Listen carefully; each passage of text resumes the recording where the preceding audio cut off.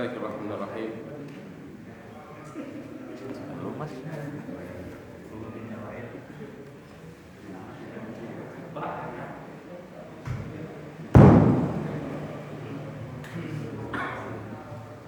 Bismillahirrahmanirrahim. Innal hamdalillah nahmaduhu wa nasta'inuhu wa nastaghfiruh wa na'udzu billahi min shururi anfusina wa min sayyiati a'malina.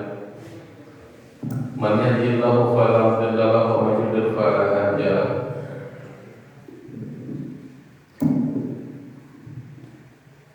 Asyhadu an la ilaha illallah wahdahu la syarika lah wa asyhadu anna Muhammadan abduhu wa rasuluhu la ilaha illa huwa. Amma ba'du, faqala Allah ta'ala fil Qur'anil Karim, a'udzu billahi minasyaitonir rajim. Ya ayyuhalladzina amanu taqullaha haqqa tuqatih wa la tamutunna illa wa antum muslimun. Alhamdulillah, puji syukur kita panjatkan kepada Allah Subhanahu wa taala yang atas limpahan rahmat dan karunia-Nya kepada kita semua, sehingga pada kesempatan sore hari ini kita masih diperkenankan oleh Allah Subhanahu wa taala untuk bisa berkumpul bermuajahah serta bersilaturahim. Yang mudah-mudahan segala bentuk pengorbanan kita kepada Allah Subhanahu wa taala menjadikan amal saleh mutaqabbal buat kita, amal saleh amal yang diterima, serta mudah-mudahan setiap langkah kaki kita menuju ke tempat ini dijadikan oleh Allah Subhanahu wa taala langkah-langkahnya sebagai pengukur dosa-dosa kita semua dan mengangkat derajat kita di hadapannya insyaallah. Para sekalian, rahmat Allah Subhanahu wa taala berbicara tentang kisah, karena sudah beberapa kisah yang kita bahas pada kesempatan Ahad keempat, ya, malam Ahad keempat. Banyak bahasan pernah dibahas tentang kaum Ashabul Qaryah, dan dibahas juga tentang bangsa yang punya atau penduduk yang punya dua kebun, juga kisah-kisah yang lainnya. Tentu saja banyak kisah dalam Al-Quran Karim yang memberikan sebuah pelajaran penting buat kita semua, bahwa apapun yang kita lakukan tentu kita belajar terhadap kisah. Kita akan belajar dari cerita, kita akan belajar dari berbagai macam peristiwa yang pernah terjadi di masa lalu. Agar kemudian setiap apa yang Allah berikan tersebut dalam Al-Quran Karim, Allah terangkan dengan jelas itu menjadi satu pegangan buat kita semua, bahwa andai kata ada orang yang kemudian berlaku hal yang sama seperti orang-orang yang Allah binasakan dahulu, maka tentu saja nasibnya tak akan pernah jauh berbeda. Sebagaimana ketika Allah Subhanahu wa taala berikan gambaran tentang orang-orang baik, gambaran tentang orang-orang yang ibadahnya kuat, taatnya hebat kepada Allah Subhanahu wa taala, Allah memberikan catatan kebaikan dalam kehidupan, dan tentu menjadi ibrah juga buat kita semua, pelajaran penting buat kita semua, bahwa siapa orang yang kemudian melakukan kebaikan-kebaikan, maka tentu saja buat Allah Subhanahu wa taala kebaikan tersebut akan menjadi jalan utama bagi orang itu untuk mendapatkan berbagai macam keberkahan dalam hidupnya. Bahkan sedikit sebelum kita masuk ke pembahasan tentang kisah Ibrahim saja, Allah Subhanahu wa taala berikan gambaran yang begitu gamblang kepada kita. Siapakah sosok Nabi Ibrahim alaihissalam? Siapakah sosok keluarga beliau, atau bagaimana kemudian kehidupan beliau, yang tentu memberikan sebuah pelajaran penting kepada kita tentang kesabaran, tentang ketaatan, tentang keyakinan kepada Allah Subhanahu wa taala. Bahwa setiap perbuatan yang didasari karena keyakinan kepada Allah, setiap ketaatan yang dilakukan dengan dasar kesabaran untuk melaksanakan berbagai macam perintahnya, maka Allah Subhanahu wa taala berikan anugerah terbesar dalam kehidupannya, yang kemudian beliau pun menjadi salah satu contoh utama dan menjadi Abu Anbiya wa penyebaran, dan dari jalan kemudian syariat Islam banyak kita laksanakan. Namun demikian halnya dengan kisah yang akan kita bahas pada kesempatan petang hari ini, yaitu kisah tentang kaum Tuba, yang di Al-Quran Karim kalau kita baca kisahnya itu hanya ada dua ayat saja. Tak banyak ayat yang kemudian di dua ayat pun di dua ayat dengan surat yang berbeda. Berbeda dengan kisah Nabi Ibrahim, atau berbeda dengan kisah kaum Thamud, kaum Ad, beda pula dengan kisah kaum Aika. Ada juga kisah tentang Ashabul Qaryah yang pernah kita bahas. Ayatnya lumayan panjang. Ada beberapa ayat, ada yang sampai 5 ayat, ada yang sampai 6 ayat. Allah bahas secara gamblang tentang gambaran mereka. Tapi tentang kaum Tubba, Allah Subhanahu wa taala tak banyak membahasnya. Bahkan kalau kemudian kita teliti lebih jauh lagi tentang hadis-hadis Rasulullah sallallahu alaihi wasallam, memang tak juga ditemukan banyak literasi tentang kaum ini. Nah, kemudian menjadi sebuah hal yang menarik. Kenapa kemudian Allah Subhanahu wa taala tidak memunculkan banyak tentang kisah kaum ini, tapi kemudian menjadi sebuah gambaran tentang pentingnya sebuah keimanan, tentang pentingnya keyakinan kepada Allah, tentang pentingnya ibadah kepada Allah, tentang pentingnya kalimat la ilaha illallah, penyembahan hanya kepada Allah semata, bukan kepada yang lainnya. Karena kalau berbicara tentang kisah di masa lalu, tentu kita akan banyak temukan cerita mereka orang-orang yang menyembah kepada patung, menyembah kepada berhala. Ini pun sama sebetulnya. Kaum Tubba adalah kaum yang mereka menyembah berhala, menyembah patung. Nah, kan di Al-Quran itu Allah Subhanahu wa taala sampaikan di dua ayat berbeda. Di surah Qaf ayat 14 dan di surah Ad-Dukhan ayat ke-37. A'udzu billahi minasyaitonir rajim. Wa ashabul aikati wa qaumut Tubba kullun kadzdaba ar-rusul fa haqqu wa'id. Itu di surah Qaf ayat 14. Dan di surah Dukhan ini Allah sertakan ayatnya sebagai sebuah nadhir, ancaman kepada orang-orang kafir Quraisy. Inna haula'i la yaqulun in hiya illa mautatuna al-ula wa ma nahnu bimunsharin fa'tu bi abaina in kuntum shadiqin ahum khairun am qaumut Tubba walladzina min qablihim ahlaknahum innahum kanu mujrimin. Nah, siapakah kaum Tubba ini? Ternyata Ibnu Katsir kemudian memberikan sebuah penafsiran tentang ini ayat atau memberikan sebuah gambaran kepada kita tentang sedikit kisah kaum Tubba ini. Tubba itu sebetulnya bukan sebuah nama kaum. Tubba itu nama sebuah atau istilahnya gelaran bagi seorang penguasa. Tapi bedanya bukan penguasa satu negeri. Tubba ini adanya di Yaman. Dia yang kemudian menguasai 3 negeri sekaligus. Ada Himyar, kemudian ada Sabah, dan ada Hadramaut. Itu dikisahkan demikian. Sama Pak, Tubba itu sama seperti penamaan terhadap Fir'aun. Kan namanya bukan Fir'aun, tapi hanya sebagai gelaran saja, hanya sebagai titel seorang raja, titel seorang yang punya kuasa. Nah, Tubba juga sama, rajanya banyak, tapi tak banyak raja yang punya gelar Tubba. Masing-masing tempat kan punya rajanya. Himyar punya, kemudian lagi Hadramaut punya, Hijaz juga punya, terus Sabah juga punya.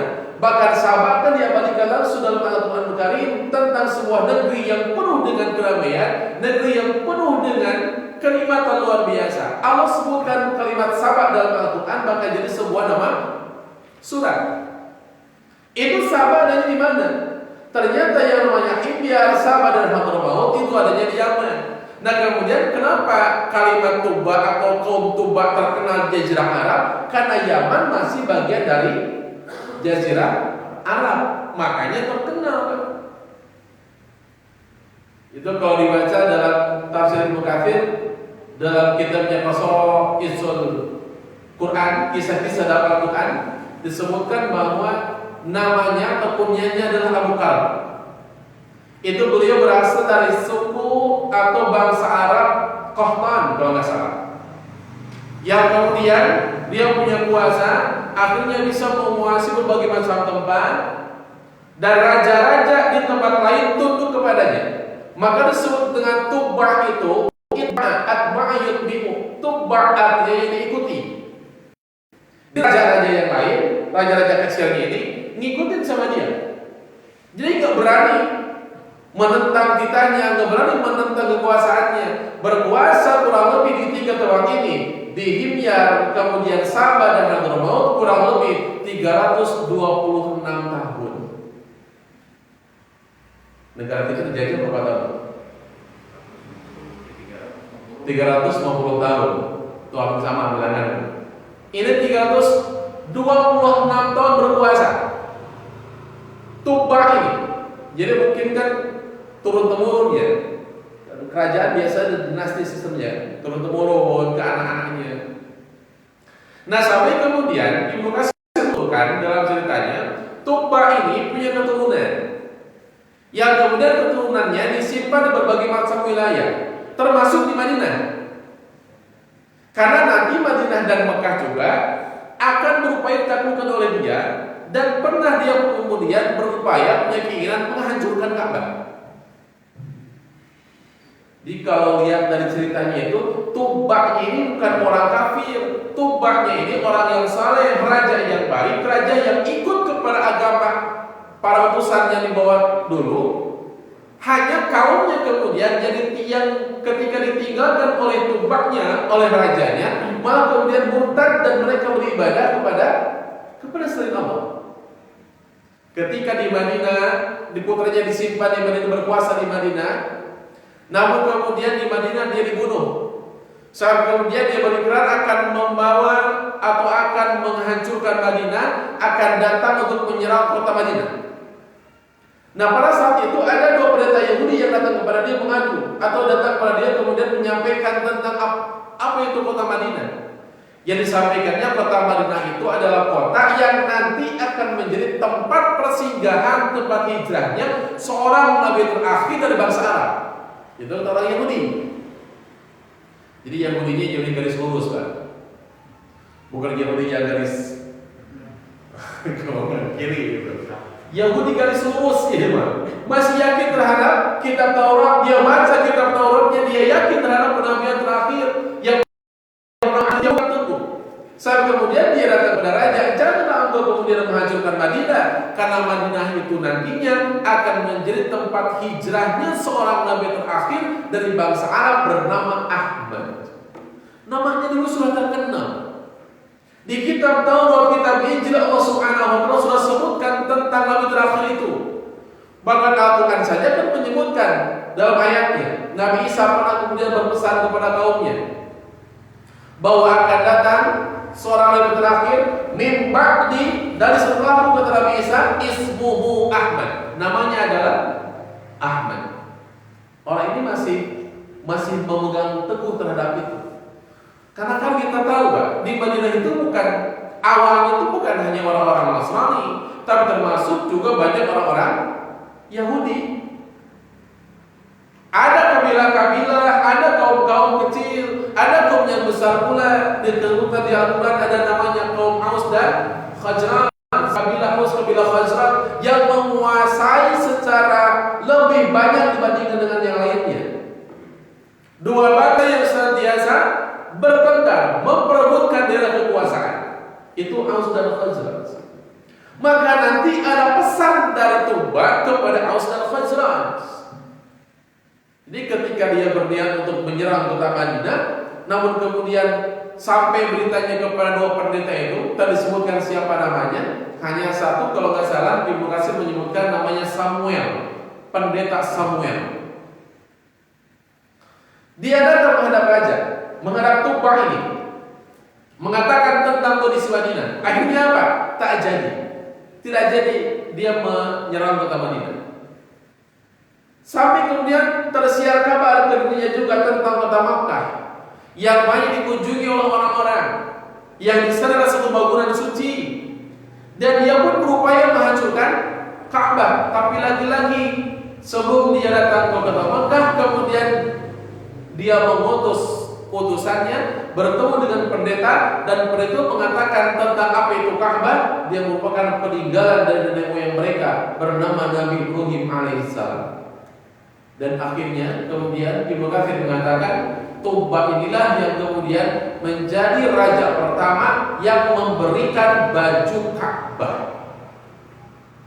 Jadi dia, Pak, baju Ka'bah itu dari Raja Tubba. Jadi kalau lihat dari cerita Ibnu Katsir itu kemudian menjadi sebuah gambaran buat kita semua bahwa ternyata raja-raja di masa lalu Tidak selamanya kemudian diikuti oleh para pengikutnya.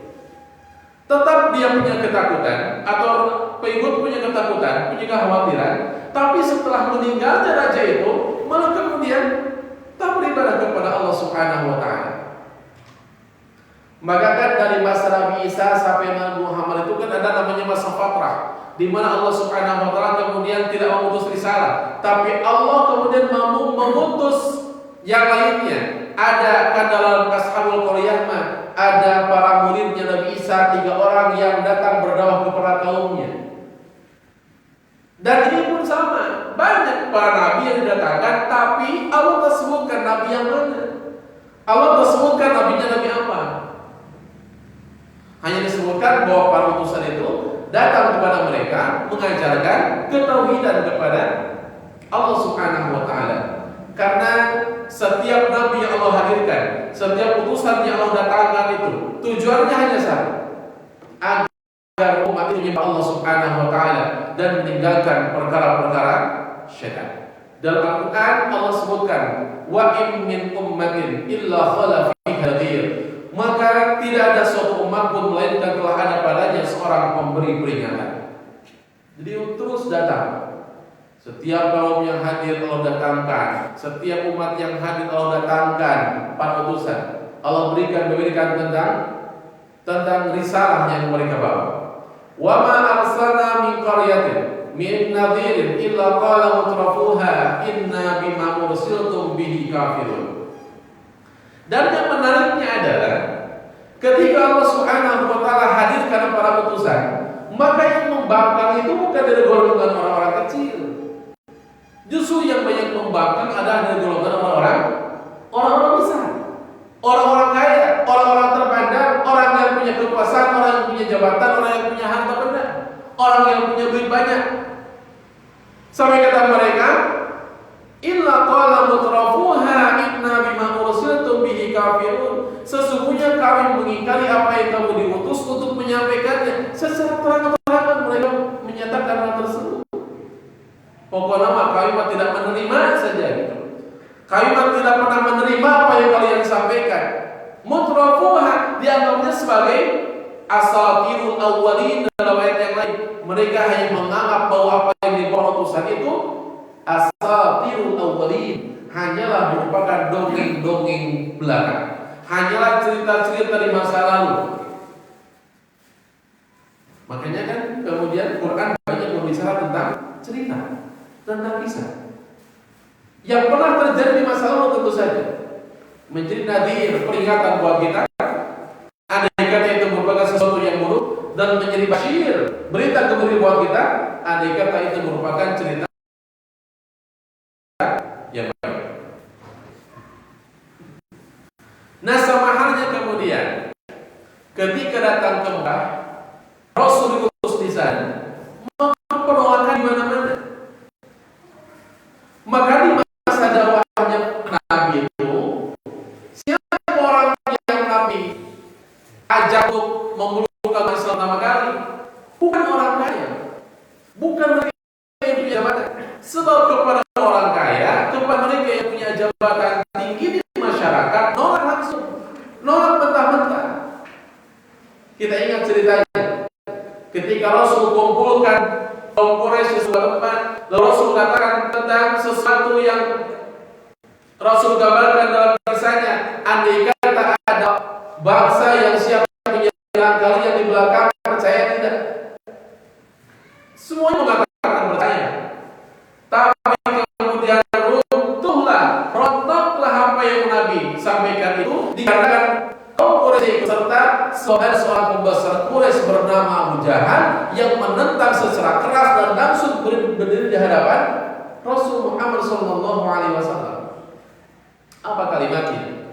Alihada jama'atana, apakah hanya untuk ini saja kamu mengumpulkan kami semua? Orang miskin, perhamba saya yang berada di bawah kekuasaannya. Sampai kemudian akhirnya mereka tak terus datang kepada Nabi. Bahkan pada suatu ketika Rasul itu berdakwah terus-terusan dan banyak orang-orang miskin perhamba saya yang masuk Islam, maka orang-orang Quraisy kemudian bertemu di sebuah tempat bernama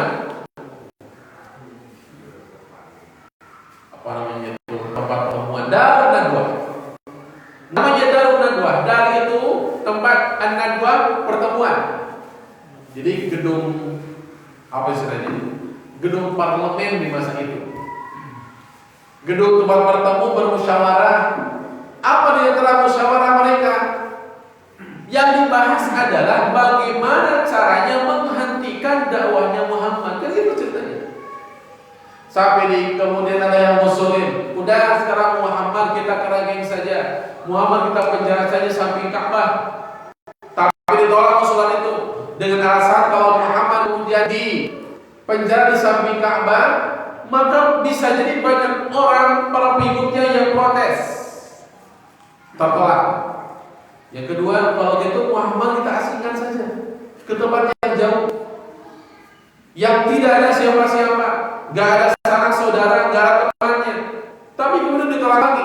Kalau Muhammad diasingkan ke tempat yang jauh, kita paham Muhammad adalah orang yang cakap dalam bicara, Muhammad yang mudah orang bisa masuk ke dalam, terpengaruh dengan ucapannya.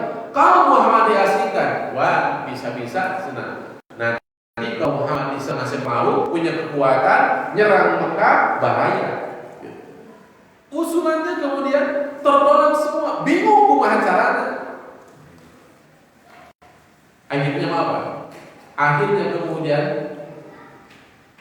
diambillah orang-orang yang masuk Islam dari golongan orang-orang miskin dan sahaya yang mereka tak punya kekuatan. Maka di kisahnya kan ada tentang kisah Bilal bin Abi Rabah, kemudian lagi kisah Ammar bin Yasir. Nah, pembangkangan itu kemudian Allah sebutkan di Al-Quran dalam surah Ad-Dukhan tadi ayat 34 sampai 37. Inna haula'i la yaqulun, sesungguhnya mereka orang musyrik Quraisy itu berkata, in hiya illa mautatun ula wa ma nahnu bimusyarin. Tidak ada kematian selain kematian di dunia ini. Wa ma nahnu bimusyarin, dan kami sekali-kali tidak akan pernah dibangkitkan. Nih, keyakinan orang-orang jahiliyah. Jadi ketika Islam datang kemudian mengabarkan kepada mereka tentang kehidupan abadi, bukan dunia tapi akan ada akhirat nanti, mereka katakan illa mautatuna ula wa ma nahnu bimunsyarin. Nah, kematian hanya sekali saja dan kami tak akan dibangkitkan kembali untuk kehidupan selanjutnya. Ini kan menyelidiki juga Pak. Di orang-orang itu kan ada keyakinan, kepercayaan tentang reinkarnasi. Orang Hindu yang percaya gitu reinkarnasi, adanya kehidupan kedua setelah kematian. Ini orang-orang kafir Quraisy dia tak percaya. Wa ma nahnu bimunsyarin, gak akan pernah kami dibangkitkan. Hidup hanya sekali. Maka mereka kemudian berlomba-lomba mengumpul segala bentuk harta benda. Jadi kekuatan paling besar bagi orang-orang kafir Quraisy. Fa'tu bi abaina in kuntum shadiqin. Maka kata Allah Subhanahu wa taala, kalau demikian, fa'tu bi abaina in kuntum shadiqin. Datangkan kepada kami para pembesar-pembesar kalian in kuntum shadiqin, jika benar kalian merasa yakin. Maka ketika Allah bahas tentang tantangannya kepada orang-orang kafir itu, sampai Allah menyebutkan dalam surah Al-Baqarah itu, wa in kuntum fi raibin mimma nazzalna ala abdina fa'tu bi suratin min mithli wad'u syuhada'akum min dunillahi in kuntum shadiqin.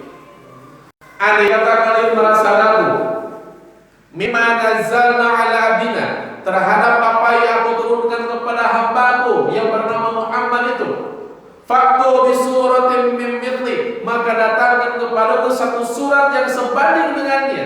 Wad'u syuhada'akum, kemudian panggillah para pembesar kalian untuk membantu kalian. In kuntum shadiqin, jika kalian merasa benar, jika kalian merasa yakin. Ditantang ke Allah, sok datangkan para ahli sastrawan, sok datangkan para ahli syair, bantu untuk membantu kalian jika kalian merasa yakin dengan apa yang kalian lakukan.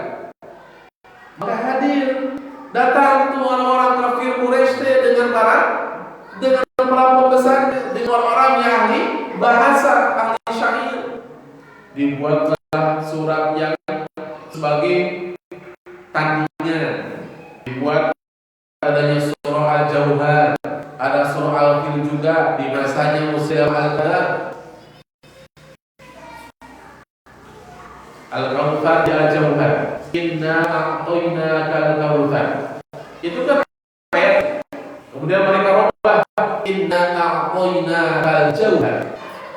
Al-Fil juga mereka robah, isinya menggambarkan tentang bentuk fisik gajah. Allah sebutkan Al-Fil menerangkan tentang pasukan gajah yang berupaya menghancurkan Ka'bah tapi tidak berhasil. Lalu Allah binasakan mereka. Faja'alahum ka'asfin ma'kul. Allah binasakan mereka seperti halnya dedaunan yang dimakan oleh ular. Mereka pun kemudian buat Musailamah itu membuat surat Al-Fil. Nama suratnya sama, namun redaksinya berbeda. Al-Fil, ma huwal fil, wa ma adraka mal fil, huwa hayawanun kabir. Jadi kamu pas sholat masa surat dia bahaya. Bukan alam tarah ya. Al-Fil gajah, ma huwal fil gajah teh apa? Wa ma adraka mal fil apa teh gajah teh naon? Huwa hayawanun kabir gajah teh hewan yang gede. Fisiknya dia sebutkan.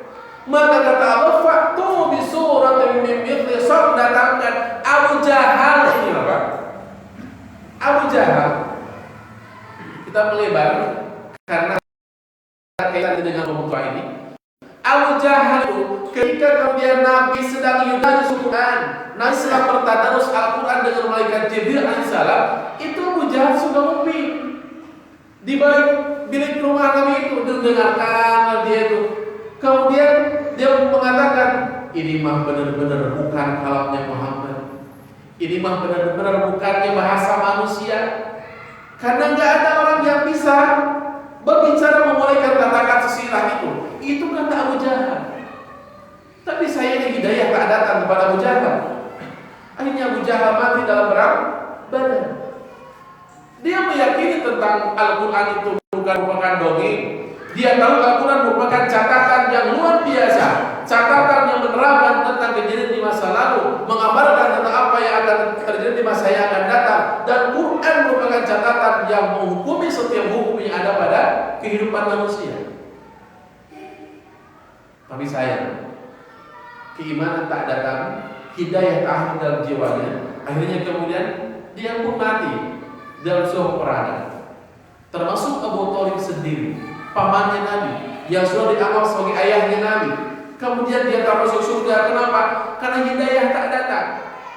Apa yang penyebab? Ternyata penyebab besarnya adalah karena dia tidak mau kehilangan kehormatan di hadapan orang-orang kafir Quraisy.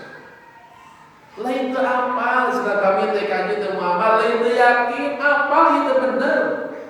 Kami tahu itu sesuatu yang benar, tapi kami tidak mau kehilangan pengaruh orang-orang Quraisy. Kalau misalkan nanti ketika aku meninggal, maka tak lagi orang-orang Quraisy menghormatiku. Itu kan alasan utamanya. Makanya sampai Nabi itu pernah ditegur sama Allah dalam ayatnya. Innaka la tahdi man ahbabta, kata Allah. Wahai Muhammad, ini ke Rasul karena dari Allah langsung bicara. Innaka la tahdi man ahbabta. Kamu tuh gak akan pernah mau berikan hidayah kepada orang yang kamu cintai. Karena hidayah mutlak urusan Allah Subhanahu wa taala, bukan urusan manusia. Manusia yang mengusahakan, berusaha berupaya menyelamatkan orang lain, tapi urusan hidayah itu kembali kepada Allah Subhanahu wa taala. Innaka la tahdi man ahbabta. Terus jadi dalil Nabi itu bisa komo orang. Jadi we enggak mau dakwah gitu, Pak. Dan dakwah makan kewajiban semuanya. Dakwah tak terbatas hanya para ustaz saja, tapi semua orang berkewajiban untuk berdakwah. Ini ayatnya kemudian Allah tanyakan kepada mereka, ahum khairun, apakah mereka merasa lebih baik paling baik. Walladzina min qablihim ahlaknahum, dan kami membinasakan orang-orang sebelum mereka. Innahum kanu mujrimin, karena sesungguhnya mereka orang-orang yang penuh dengan dosa. Ini Allah tanya, nih kaum Quraisy, kamu tuh kaum apa gitu? Meni balaga-balaga teuing gitu, meni sombong-sombong tinggal daripada orang Nabi. Tuh lihat kaum sombong kamu, kaum Tuba, itu kaum yang besar. Jadi Allah tuh ingin memberikan atau ingin memperlihatkan bagaimana orang dulu yang mereka besar luar biasa, bangsanya maju ketimbang bangsa Arab. Tapi karena mereka tidak menyembah Allah Subhanahu wa taala, mereka meninggalkan risalah para nabinya, mereka kemudian tak mengindahkan nadir, ancaman dari para utusannya, sampai kemudian mereka binasa semuanya. Kalian kata Allah bangsa kecil, gitulah kalau bahasa kita mungkin kayak gitu dari Allah. Kalian tuh bangsa kecil, sekalipun bangsa Quraisy di Jazirah Arab punya kuasa yang luar biasa, pengaruhnya besar. Jadi kalau lihat Arab itu kan ada kabilah-kabilah tuh, kabilah-kabilah Arab. Nah ada kabilah namanya kabilah Quraisy yang itu menghormati luar biasa karena dianggap yang punya peradaban lebih maju dibanding dengan lainnya. Kayaknya kan ada namanya Arab Baduy, Arab gunung, Arab dalaman. Itu yang datang ke kota dengan tanpa alas kaki, kemudian ujung-ujung ngompol di juru masjid. Itu kan orang Arab Baduy. Yang mereka tidak punya peradaban. Orang Quraisy itu lebih maju dalam urusan peradaban, tapi disebut jahiliyah karena urusan ibadah sama semuanya. Mau orang miskin, orang kaya, hamba sahaya, ibadahnya sama, minta kepada berhala, nyembah ke patung gitu. Makanya ketika Abu Dhar itu kan dari Arab juga, beliau dari suku Ghifar. Abu Dhar itu suku Ghifar terkenal suku yang bengis, Pak. Suku yang gak iman. Pokoknya kalau ada orang yang habis bepergian, habis berdagang lewat ke suku Ghifar, jangan diharapkan bisa kembali dengan selamat. Tapi ada tandingannya ternyata. Karena ketika Fathu Makkah terjadi di tahun ke-10 Hijrah atau tahun ke-8 Hijrah, Fathu Makkah terjadi, maka ada orang-orang yang membela yang tidak masuk Islam. Itu kan di Jazirah Arab semuanya berbondong-bondong sampai 2.000 orang masuk Islam bersamaan ketika peristiwa penaklukan kota Makkah. Tapi ada orang golongan bangsa Arab yang dia tidak masuk Islam. Kata mereka, boleh silakan orang-orang Quraisy itu tunduk kepada Muhammad. Orang-orang Quraisy itu kemudian masuk Islam, tapi kami ingat, kata mereka, Muhammad belum pernah berhadapan dengan kami. Itulah orang-orang Taif, Bani Hawazin dan Bani Thaqif. Orang-orang terhormat juga, punya kekuatan luar biasa.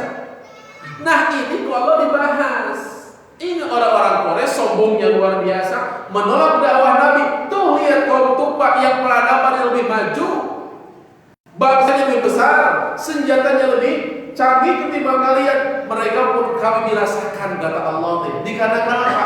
Mereka tidak mengikuti jejak langkah para utusannya. Mereka kemudian membangun terhadap perintah Allah Subhanahu wa taala. Sampai gitu, Pak. Raja nama bager ya teh. Tuba nama gitu. Rajanya bager, tapi sayang kaumnya kemudian yang membangkang, kaumnya yang tidak beribadah kepada Allah Subhanahu wa taala, maka disebut dengan kaum Tuba. Kaum Tuba, kaumnya raja bernama Tuba gitu. Jadi bukan secara keseluruhan. Karena rajanya mah soleh, rajanya mah bagir. Nah, maka kemudian kisah ini mengajarkan kepada kita semua bahwa sebesar apapun pengaruh seseorang, ketika dia kemudian tak mengindahkan perintah Allah Subhanahu wa taala, maka jangan pernah diharap keberhasilan, keselamatan bisa diraih. Untuk bangsa sekelas kaum Tuba saja, bangsa yang besar, kaum yang maju, rajanya menguasai 3 wilayah, Himyar, Sabah dan Hadramaut ternyata dikarenakan kaumnya tak mengindahkan perintah Allah Subhanahu wa taala, mereka berbuat syirik kepada Allah, maka ujungnya mereka pun binasa. Kan Hadramaut itu katanya kalau misalkan antara Arab dan Yaman itu kan bersandingannya. Antara Yaman dan Arab itu bersandingan. Maka cerita tentang kaum Tubba terkenal, seperti halnya tentang Ashabul Qaryah terkenal di bangsa Arab. Maka Allah sandingkan nih orang-orang Quraisy, tuh lihat kaum Tubba. Ternyata mereka hebat luar biasa. Mereka maju secara perekonomian, persenjataan lengkap luar biasa. Tapi apa yang terjadi? Mereka tak mendapatkan kebaikan. Mereka tak dapat kebaikan apapun dari apa yang mereka miliki. Akhirnya mereka dibinasakan oleh Allah Subhanahu wa taala. Wa ashabul aikati wa qaumut tabba. Adapun orang-orang atau adapun penduduk Aika wa qaumut tabba dan kaum Tabba. Doping. Wa qaumut tabba dan kaum Tabba. Kullum kadzabar rasul, ini kalimatnya. Semuanya mereka kemudian mendustakan perutusan-utusan. Berarti Rasul tidak satu. Banyak setelahnya didatangkan kepada kaum Tabba. Datang satu, hilang, datang dua, terus saja begitu. Sama seperti ke kaum-kaum yang lainnya. Bahkan ya, peradaban kaum Thamud dan kaum Ad. Kaum pertama yang Allah hadirkan Nabi di tengah mereka. Nabi Nuh dihadirkan kaum itu. Bagaimana perlakuan mereka? Siapa yang tidak kenal kaum Thamud? Siapa yang tidak kenal kaum Ad? Bangsa yang maju luar biasa. Sampai digambarkan kan mereka membuat rumah yang bisa melakukan itu. Tapi ternyata kehebatan yang mereka miliki kemudian terikuti dengan mengikuti ajaran Rasulnya. Apa yang terjadi? Allah binasakan semua. Sampai Nabi Nuh itu kan pernah kemudian berkata kepada Allah Subhanahu wa taala. Kata Nabi Nuh itu, "Ya Allah, aku itu da'antu qaumi lailan wa naharan." Ya Allah, aku terus-terusan mendakwahi kaum putih lailan wa naharan, siang malam enggak berhenti. Falam yaziduhum du'ai illa firara. Tapi berorang ikut kena ajakan aku malah justru firara, lalu patah gitu. Enggak mau ikut serta. Jadi berbicara tentang agama, berbicara tentang keyakinan, di kita saja kan belum alirannya masih animisme, gitu, dinamisme gitu. Maka kemudian datangnya risalah dan berupaya menjangkau seluruh lapisan masyarakat, maka kemudian dicampur-campur supaya bisa diterima, dimasukkanlah budaya, dimasukkanlah adab gitu. Adat kebiasaan dimasukkan ke dalam agama, jadi UEFA campur aduk. Tujuannya mah baik tetap, supaya orang bisa ikut kepada agama. Maka mungkin orang-orang yang kemudian punya gagasan Islam Nusantara dirinya begitu. Islam yang Nusantara atau Nusantarakan Islam. Wallahu a'lam bishawab. Sehebat apapun dia, sekuat apapun kekuasaannya, ketika mereka membangun perintah Allah Subhanahu wa taala, maka jangan pernah diharapkan mendapatkan kebaikan dari apa yang diusahakan. Allah tentukan semua. Bahkan kata Ibnu Katsir digambarkannya manusia itu ibarat tambang emas, tambang perak. Jadi sesuatu atau komoditas yang bisa dimanfaatkan luar biasa. Kalau bisa dimanfaatkan dengan baik, jadi kebaikan. Tapi kalau dimanfaatkan dengan buruk, jadi keburukan. Gitu. Jadi kalau misalkan orang memanfaatkannya untuk ibadah kepada Allah, bisa jadi jalan kebaikan. Tapi ketika kemudian banyak di antara mereka yang malah membangkang terhadap perintah Allah, maka tentu saja tidak akan pernah ada kebaikannya sama sekali. Kaum yang hebat, peradabannya baik, senjatanya canggih, ekonominya luar biasa. Tapi ternyata tak dapat apapun di sisi Allah. Karena apa? Karena ibadah yang salah yang mereka lakukan, mereka menyembah bukan kepada Allah, mereka menyembah justru kepada patung, kepada berhala. Maka di sini Pak, pentingnya peranan tauhid untuk kehidupan kita semua. Maka tidak ada satu penutusan yang Allah datangkan kepada setiap kaum, kepada setiap umat, kecuali untuk memerintahkan agar ibadah kepada Allah Subhanahu wa taala saja. Mengajarkan kalimat tauhid, kalimat la ilaha illallah. Tuh lihat Nabi Ibrahim alaihissalam dalam perjalanan kehidupannya, perjalanan mencari siapakah Rabbnya, siapakah Rabbnya, panjang luar biasa. Sampai Allah gambarkan ke dalam ayatnya untuk menerangkan tentang siapakah Rabb, siapakah Zat yang menciptakannya. Ibrahim wa kadzalika nuri Ibrahim malakutas samawati wal ard wa liyakuna minal muqinin. Dan kami perlihatkan kepada Ibrahim tentang kerajaan kita bumi. Setelahnya apa? Tengah malam keluar, lihat ke atas ada bintang yang gemerlapan. Qala hadza rabbi, ini kayaknya Tuhan. Falamma tapi ketika bintang tidak ada dari pandangannya, qala la uhibbul afilin. Kata Ibrahim, aku tak suka benda yang hilang. Hilangnya bintang digantikan dengan cahaya bulan. Falamma al-qamara bazigan qala hadza rabbi. Ketika melihat bulan yang lebih terang cahayanya mengatakan hadza rabbi, ini Tuhanku. Falamma tapi ketika bulan pun hilang dari pandangannya, la illam yahdini rabbi la akunanna minal qawmid dhalin. Andaikan Rabbku, kata Ibrahim, tak memberikan hidayah padaku, aku termasuk golongan orang-orang yang tersesat. Hilang bintang, datang bulan. Bulan hilang, kemudian datanglah matahari yang bentuknya lebih besar daripada dua bidadari. Falamma ra'a asy-syamsa bazighatan qala hadza rabbi hadza akbar. Ketika melihat matahari yang cahayanya lebih terang daripada dua bidadari yang tadi, qala Ibrahim mengatakan hadza rabbi hadza akbar. Ini Tuhanku, karena ini yang paling gede di antara dua benda yang tadi. Falamma tapi ketika Allah hilangkan cahayanya, terbenam di sebelah barat, apa yang kemudian Nabi Ibrahim katakan? Inni wajjahtu wajhi lillazi fatas samawati wal arda hanifa wa ma ana minal musyrikin. Sebuah keyakinan nyata yang langsung Allah hujamkan ke dalam dadanya tentang Zat yang telah menciptakannya, menciptakan alam semesta yang dipandanginya.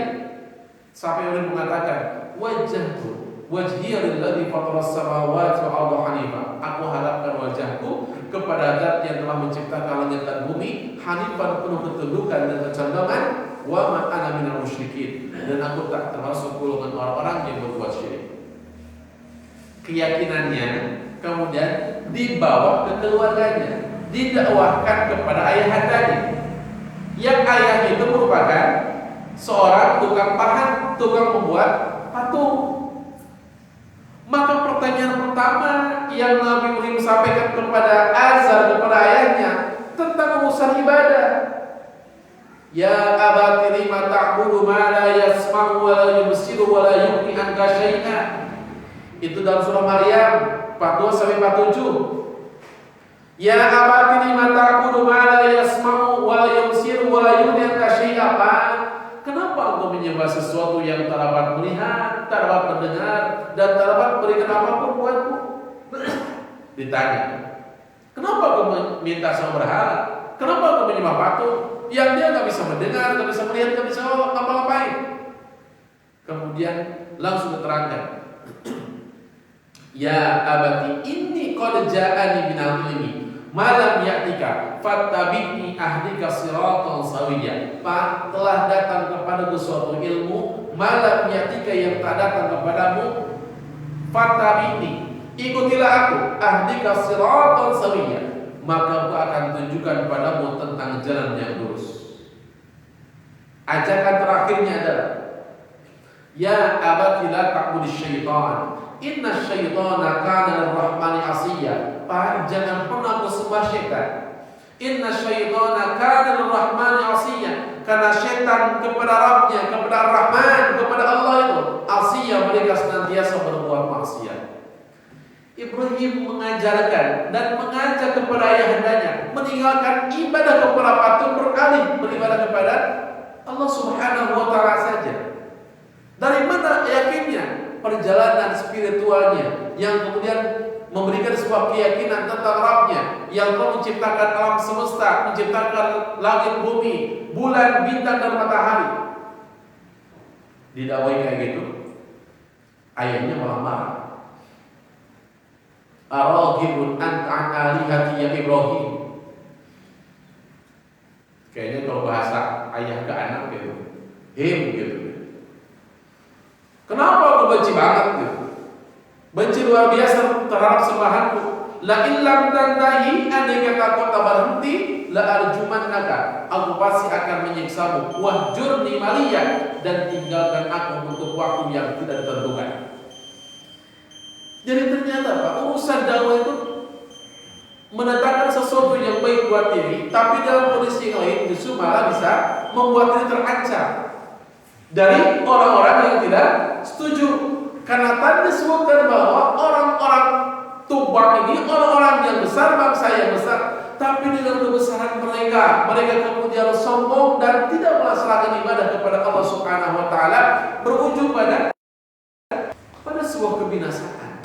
Dan Allah ceritakan kisahnya ini di Al-Qur'an, walaupun tidak detail, hanya di ayat di dua ayat saja, di dua surat yang berbeda, tapi tentu saja cukup bagi Mukatsir menerangkan kepada kita tentang bangsa ini, bangsa yang punya raja yang adil, raja yang soleh, tapi tak diikuti kesolehannya oleh kaumnya sendiri. Akhirnya Allah Subhanahu wa taala menghancurkan kaumnya setelah ditinggalkan oleh rajanya yang dari bangsa Baghdad tadi. Nah, mudah-mudahan ini jadi sebuah pelajaran penting buat kita semua. Dikabarkan penting buat kita bahwa ibadah yang paling utama dan keyakinan yang paling hakiki adalah keyakinan kepada Allah Subhanahu wa taala, dan kalimat sakral yang Rasul ajarkan kepada kita, kalimat yang bisa memberikan keselamatan kita di hadapan Allah Subhanahu wa taala, kalimat tauhid yang berucap la ilaha illallah, tiada ilah yang mungkin disembah kecuali Allah Subhanahu wa taala. Mudah-mudahan kita semua termasuk hamba Allah yang terus memperteguh keimanan, keyakinan, dan terus istiqomah dalam menjalankan perintah, dan juga istiqomah dalam meninggalkan segala macam bentuk larangan Allah buat kita semua. Demikian yang bisa saya sampaikan, mudah-mudahan bisa menjadi ilmu manfaat yang benar dari Allah Subhanahu wa taala. Aku lakukan hadza wa astaghfirullah li wa lakum. Rabbana atina fid dunya hasanah wa fil akhirati hasanah wa qina adzabannar. Wassalamualaikum warahmatullahi wabarakatuh.